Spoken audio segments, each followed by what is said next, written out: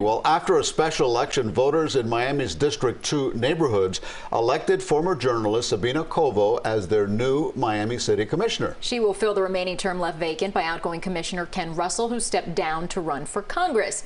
Sabina Covo joins us now in the studio tonight. First of all, congratulations on your win, and thank you so much for being with us tonight. What made you decide to run for this seat? Quality of life in my district. I've been a resident of District 2 for 22 years, and I was working after leaving Mega TV in 2020 as a spokesperson for the Department of Agriculture and Consumer Services. I am also a political scientist as well as a journalist, and I knew that at some point I wanted to run for office, and I felt that my community was first and goes first, and that's why I decided to run. Now, your district includes Brickell, Coconut Grove, downtown Miami, Edgewater, and Morningside. Now, these are neighborhoods that have seen tremendous change in the last few years. What do you see as the biggest challenges in those areas? We are a very diverse district, so technically each of the neighborhoods has its own challenges. I think that in common, all of them, we are seeing a lot of complaints regarding transit, public transportation, affordable housing is an issue for the whole city. We were just seeing that report. And of course, quality of life in general, safety, to protect our coast. My district is the one that goes through the whole coast of the city. So I think those are the challenges, and one of the things that I'm going to do as a commissioner when I sit in my office on Monday is that we want to have 3 different community outreach managers to be able to serve the community. We need voices, and we need a good team.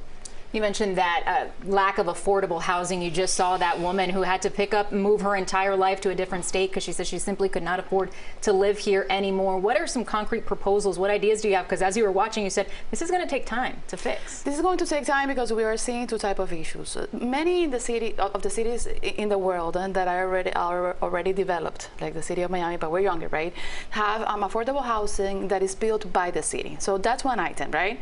And then there's a private-public partnerships that also need to take place. We need to make sure that we can speed up permitting within the city to actually get developers to want to build affordable housing, because if it takes 7 years, they don't want to do it because it's not profitable.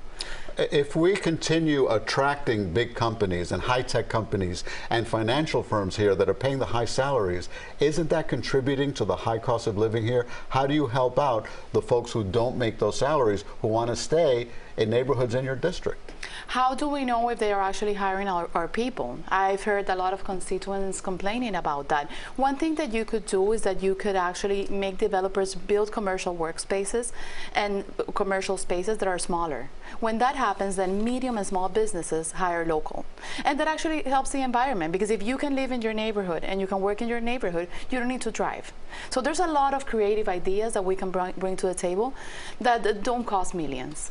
All right, Sabina Covo, the new commissioner for District 2 in Miami. Thanks so much for joining us tonight. Thanks to you. Okay, thanks for coming. Appreciate it.